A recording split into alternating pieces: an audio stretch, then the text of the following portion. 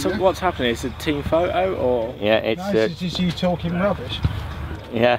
Do you know what? You've got 4 of the best people. Have you got that on? Yeah. That's the sort of thing that this should be about. Yeah. Hey, welcome to this video. Essentially, this one's all about me. So, yeah, you're gonna learn stuff from me.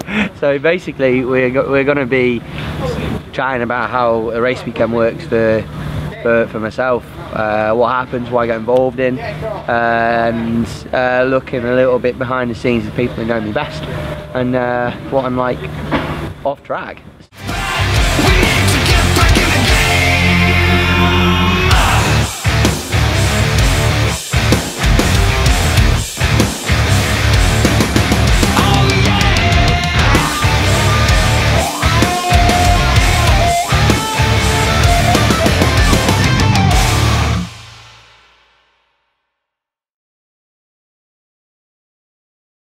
Right, so here we are at Thruxton in Hampshire, where we came down yesterday. We stopped off at Silverstone on the way down. Max had a session at iZone, which we found very useful. That's basically on the simulator, a bit of driving instruction, a bit of getting Max's head into the right state of mind for this circuit.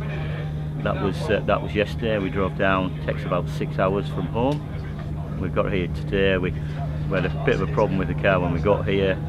They realised there was a bit of a leak from the oil sump, which we had to take off and reseal last night. Checked it this morning, everything seems fine. So we are just heading to driver's briefing, something that we kind of explained a little bit about in the last episode. So if you haven't watched that, go and have a little look. But yeah, we're going to driver's briefing, tells us all about what's going on this weekend, timings of stuff, track limits, anything that's important for the drivers to know. So go into that now in the Renault Sports Centre, and then we'll go from there. So we are just about to head out for qualifying. First session of the weekend, so no session this weekend, just straight in. So we have 2 out laps and then go straight into our fastest lap in qualifying. So fingers crossed for a front couple of rows, and we will see how we get on. So I think for Max in qualifying, it's all about the slipstream round here. You can do a perfect lap, but without that toe it can make a big effect. So he's going to be working with one of his teammates, Zach Falk, and I think if those two put their heads together, get a good slipstream, they'll be able to gain a lot of time around here and hopefully get some good qualifying results for the race tomorrow.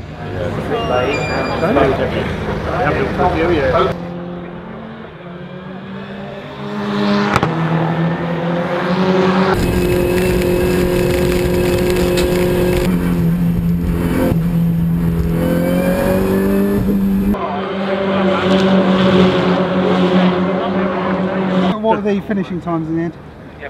Right, Max on 1:22.416, Darling on 1:22.485, Rowbotham 1:22.505. We've finished qualifying. We're now just waiting for some cars to come out onto the track. We're watching the start lights. But we finished pole for race 1 for qualifying, and 3rd for race 2. So our best qualifying by far around this track, and very happy with that. So we're 6/10 faster than I've ever done before, which is a colossal jump. And we're now just chilling out really, and watching the racing from the top of this shredded wheat. It's essentially like a building really. So one of my sponsors, Clements, who these guys, they build this kind of thing. That's what they do. So yeah, we've got the best position to watch the race from. So yeah, we're here and enjoying the racing. And yeah, just the one session today, qualifying. Tomorrow, race 1 and race 2. So we're going to enjoy the sun and the next race. We'll see you tomorrow. After qualifying on pole there, scrutineer wants us to set the diff out to get checked, so we brought them back to the awning. The scrutineer is watching us now to see us set the diff out and make sure everything's legal on it. I'm here with Rob Coates, who's Max's dad and #1 mechanic, and in this video really I want to get to know Max the person and Max the family, not Team Coates. So let's have a chat really. Being a mechanic is one thing. What's it like from your point of view being a dad and seeing your son hurtling around on track? A lot of people struggle with that, but I don't. It's something we've done since he was probably 4 years old in going around tracks. I don't really worry about the safety side. The cars are probably some of the safest cars that are built at the moment. If there's a red flag or something like that, you instantly think, God, where's Max on the circuit? Oh, thank God he's come back into the paddock. Not really from a safety point of view, although that is obviously a concern, but it is more, you know, the car's all right, he's all right, you know, we can continue racing, because that's what it's all about. You know, that's his life, you know, that's what he does.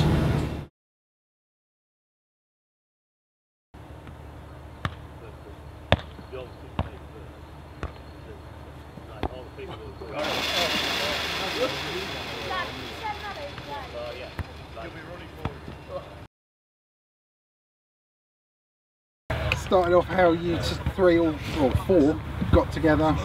As a Well, team. I'm his son. Yeah, so that's a start. So that's how it started. I've known him a fair while, actually. Yeah. Yeah, 24 years. Yeah. I've known the dad. And we started with a bit of, well, your interest in motorsport probably started when you were about 6 weeks old. I don't remember that. No, yeah, forced interest. He went to his first rally when he was 6 weeks old. He went to the Riponian rally. A rally, not rallycross? No, he went to the Riponian rally. Were you driving? Inside my jacket. Right. So we went to the thing to give you mum a rest. I took you to the rally with me, and you were actually like inside my jacket. Were you actually at that point then? Like Rob? a kangaroo? Were you like an international rallycross star? I was actually, yeah. Yeah? Yeah, I was. Dad doesn't like to talk about Well, it. I've always been. You don't like to talk about No, it? Do you know Rob? me, I don't. No, you don't. I never mention it. No, not much. Yeah. like And that I how drove he for doesn't mention England, and no, Yeah. I never mentioned that type of thing. But we, And and I've known Gary for Too long. for too long, but for a long time. yeah, we're quite a lapse of Well, we didn't see each other for a while, really. Yeah. But I've known him. He was doing he does a little bit of trials and stuff, and motocross. and then he did motocross. Yeah. He did it. Well, he says he did it slightly better than me. I think I did, Rob. I actually sort of won races and won trophies and was. I did. Hang on, we heard about this. I did motocross badly, actually. So that's how Gary and I know each other. So probably since our teens.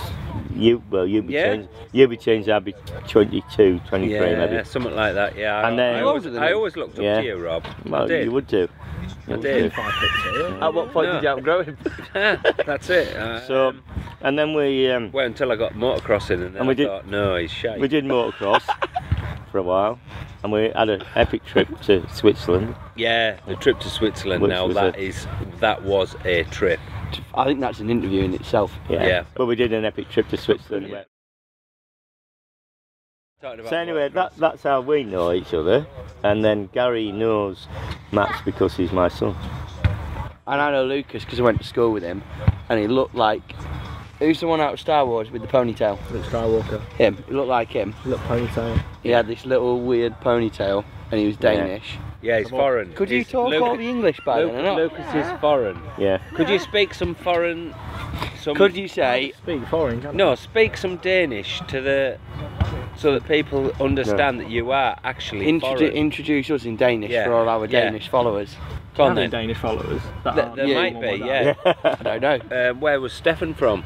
Stefan Jusjong. Jusjong. Stefan Jusjong, yeah. Hi, Stefan. Just wrong. Hi, That Stefan. could be handy if I was there in Dubai. Yeah, because you weren't in Dubai. No, I was in couldn't get Dubai. So that's where we're at. Can you do a bit on some Danish, please? I don't think anybody wants to see that, Gary. I think they do. I think the interest levels of that are about the same as your trip to Dubai. My trip to Dubai, that was quite a trip to Dubai. It was. So Come on. that's where we've got to with that bit.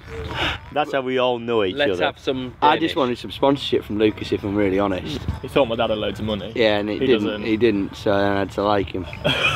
He is like one of the major bosses of DFDS, but apparently he's been There you go, you've had a mention. able to bring zero to the team. Yeah. Apart from Lucas. I do most of the work. Yeah. Yeah. Me too. I attract So yeah, lots so of we got sponsors. each other in a really long-winded way. So that's how we know Bad each other. fortune most I of bet the you're time. glad you're asked. So what else would you like to know? So here we are, Sunday morning, just getting ready for our first race. Sun's up, beautiful weather. Looked a bit foggy first thing this morning, but we had a bit of a late night last night. We thought we were all ready, and then there was a decision from the race organisers that there's a problem with some of the tyres in qualifying. So they made the decision where we could only run a set amount of camber, negative camber on the front end. So we've had to change all the cars. We only got that message last night at 11:15. So we're all feeling a bit jaded this morning, but we're there, ready for action. Max is feeling good, and here we go. Let's go for a win. This guy's Dan Rook, so he's one of my friends, and I've just built his website, so you need to look at that. But he races rallycross, so yeah, that's who he is. But we've got a race in about an hour, and basically the tyres aren't going to last the race distance, so we've needed to change the setup to sort of a suggested setting from Renault and Michelin.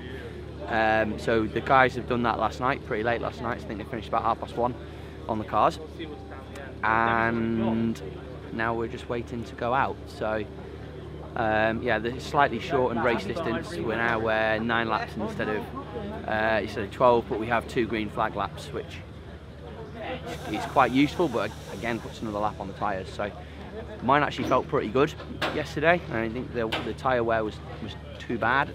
They actually seemed to last for 4 laps to go really quick, which I was quite surprised at. I thought they would only last 2, maybe 3. So the fact they lasted 4 for me was pretty good, but yeah, we'll see. The car's not going to be as quick as it was yesterday, but it's going to be the same for everybody, so hopefully we're not losing this setup advantage, but we'll see how we go. Starting from the front is the best place to start, really. Oh yeah, can't really beat starting front. Just get away, get in the lead. Just make sure you Wave. don't drop it in the first corner. Cheers, mate. I'll not think about that then.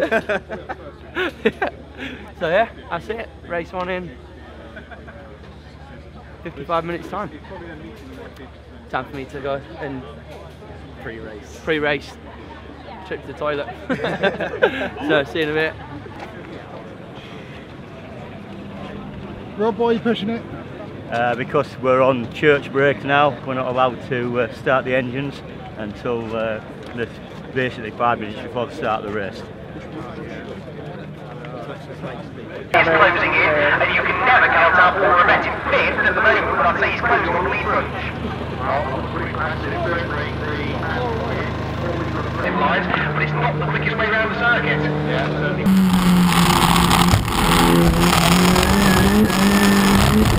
As wide as possible. Go on, Max!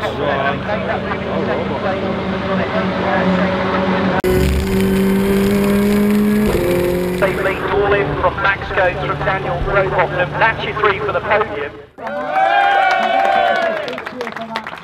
Super race to watch as well. They all led well done. Thumbs up from Max and a handshake from Will. And there's the second place trophy and the winner, 3rd win of the year, James Doolin. And then I got past him and I thought, I've maybe done this wrong. Yeah, I forgot about that. Actually, you get an extra 2 points, so that's quite handy. It was a manic race. It was very good, to be fair. I think we all 3 of us probably went through that whole race laughing, smiling or crying, so it's all right. We are just starting to cool down from race 1. It's a good race. Started from pole, got the lead at the start and held that through. I had my teammate Dan Rowbottom in 2nd.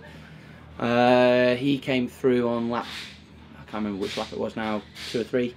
fell back to third, and I tried to just break away with that front three group, which we did, and then we had a good little battle. I ended up getting back past Dan, but unfortunately couldn't make it round the outside of James Dorling at the last corner. I also had a little bit of a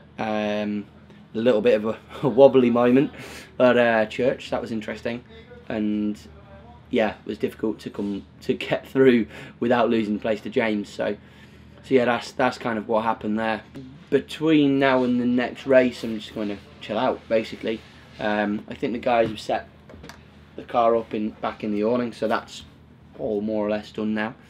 And yeah, I'm just going to go enjoy the rest of the racing and get ready for race 2. So I'll go and watch the touring cars. I like to cheer on my friends who are racing in that.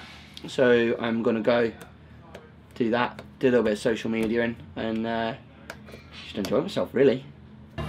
We're just very much near race 2, so it's just the final few, little bit of cleaning here and there, just checking over still, but we are just about ready, just sorting the fuel out, and hopefully we're going to have another good race.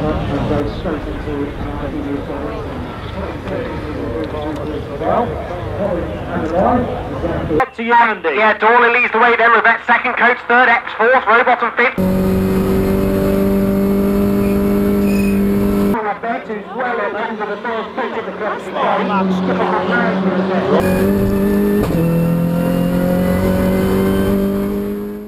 She's third podium of the year, once a winner, second earlier on today, third in round 6, and Max Coates makes his way over to Will Fuchs at the far end of the podium.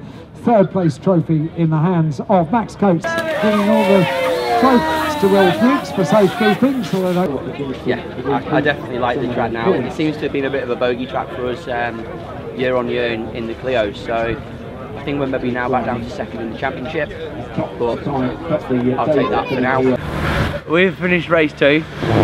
As you can see, the lads are actually packed away already. So yeah, we're done for the weekend. Pole, second in race 1, third in race 2. Overall, I'm really quite chuffed, to be honest. Thruxton has never been a track that's gone well for me in the Clio Cup. So to come away from this weekend with a second and a third, I'm very happy. We've lost our championship lead. Am I worried about that? No. From here on in, I genuinely feel like we're the strongest driver. So I'm pretty excited now for what the rest of the season holds.